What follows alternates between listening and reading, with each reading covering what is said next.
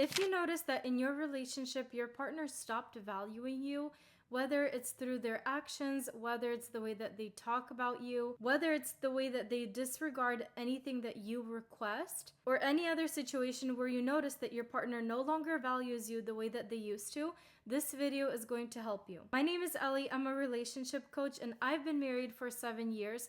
So believe me, I've been through a few of these phases. I understand what I'm talking about when it comes to raising your value in your partner's eyes. If you find this video helpful, please don't forget to let me know by hitting the thumbs up button. And if you want me to post more videos like this one on my channel, please don't forget to subscribe. The truth is, this doesn't happen automatically and it doesn't happen overnight. It slowly, quietly creeps into your relationship until you start to realize that your partner doesn't look at you in the same way that they used to in the beginning of the relationship. Or maybe things have dramatically changed since how they were a year ago.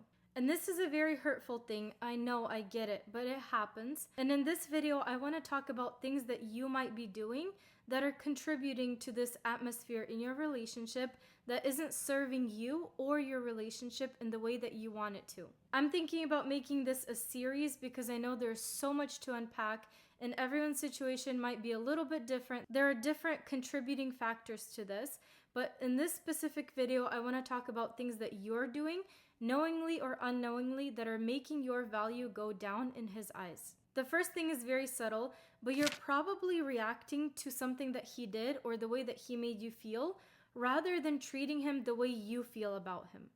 And let me maybe say that in a different way.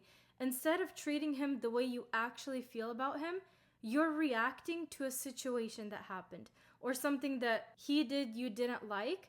And because you're hurt, you're coming at him in a certain way that is making the situation worse. If you were to talk about the same situation, if you were to communicate what you didn't like from the position of somebody who knows that they love this person and gives them the benefit of the doubt that maybe they didn't understand how this affected me, I'm willing to bet that your word choice would be different, the way that you presented that situation would be different, and the way that the conversation went would also be different. So do yourself the biggest favor and try to take yourself out of your emotions when you're going to confront your partner about something you didn't like.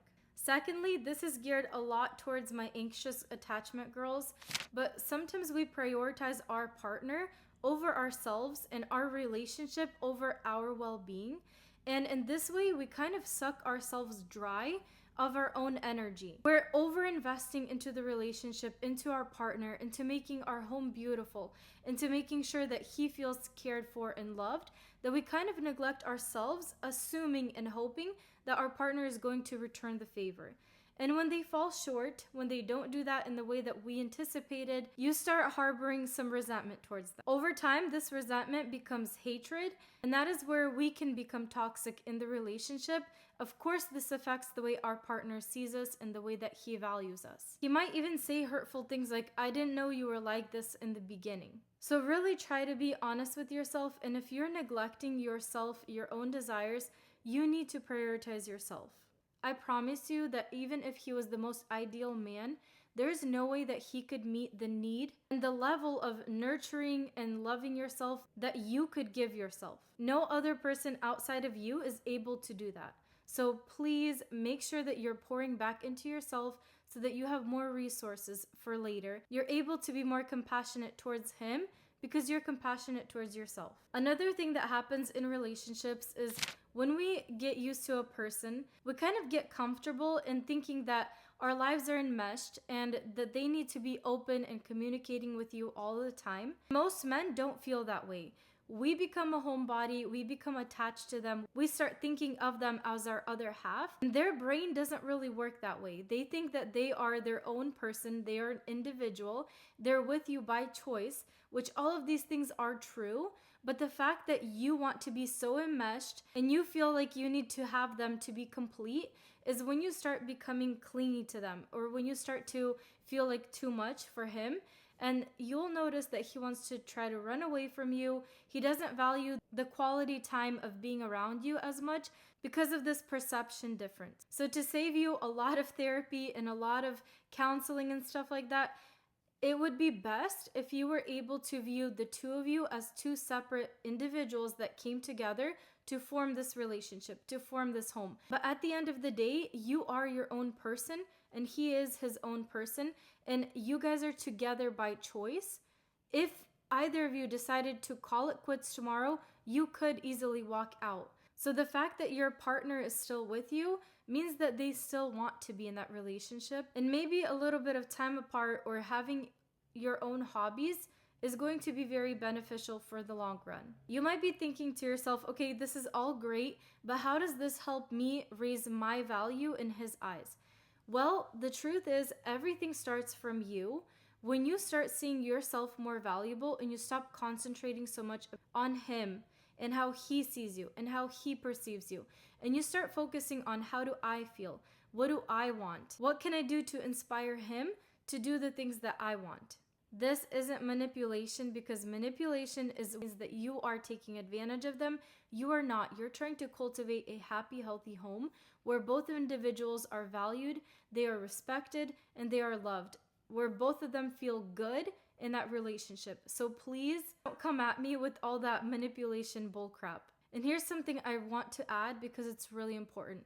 If you're doing anything that is self-love related, out of spite that your partner isn't doing it for you, or because, like the Miley Cyrus song, I Can Buy Myself Flowers, that position, that viewpoint is super toxic. That viewpoint is always like one person has to be above and one is below the other person. Like there's no, we're equals.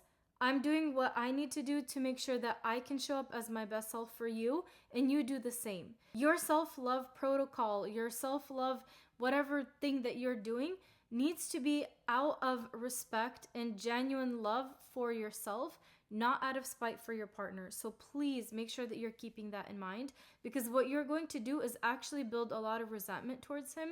You're going to start hating him, and you're going to wonder what you're doing in that relationship, and that's not what I want for you. Believe me, if you go into another relationship with that perspective, you're going to find a ton of flaws in the next person. So please carry your own weight and make sure that you're doing the right thing for yourself first and foremost, and everything else is going to work itself out. The next thing that you really need to focus on is if you're already doing too much for him, if you're bending over backwards and wiping his butt, I'm being very serious. Like you are doing everything around the house, and then when he comes home, you're also the only one who ever puts effort into intimacy. You're the one who's always calling him and asking him for his attention, and he's just kind of finding excuses, finding reasons not to meet those needs. You need to stop, back off. That is when you need to distance yourself from your partner and start investing time into you. And don't tell him what's wrong. Don't tell him what to do. Don't give him attitude. Just calmly take a step back and stop putting in so much. You're not his mother, so stop mothering him. Most of us have a really overwhelming amount of mothering things that we do for our spouses. And maybe it does come naturally, I don't know. But if you want him to be a man, a manly man, a provider in your family, you need to let him lead, let him do those things, let him be an adult without trying to guide him and lend him your hand because you're smarter than him and you're going to figure this out for him. Let him struggle sometimes. Let him figure it out for himself. Believe me, it's going to help him grow. Even though you might be itching trying to get yourself to help him, I want you to stop yourself and let him handle his task. There's a really amazing book that I want you to read, and if you have no time to read, you can listen to it on audio on YouTube.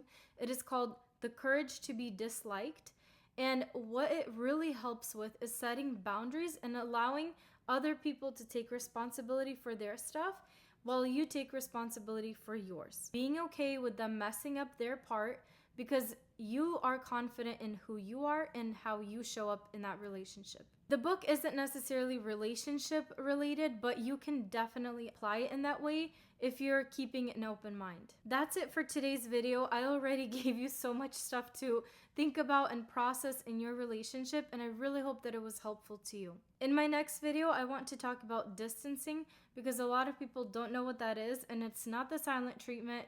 It's not some kind of manipulation tactic. It is simply a way to help your relationship move forward if it can, and if not, then you're going to clear that up for yourself very quickly. Let me know if that is something you think will be beneficial to you by commenting distancing, and I'll be sure to upload that video at my soonest possibility. I want to wish you all of the love in your love life, and don't forget to value yourself, because if you don't value you, there's no way others can either. Until next time.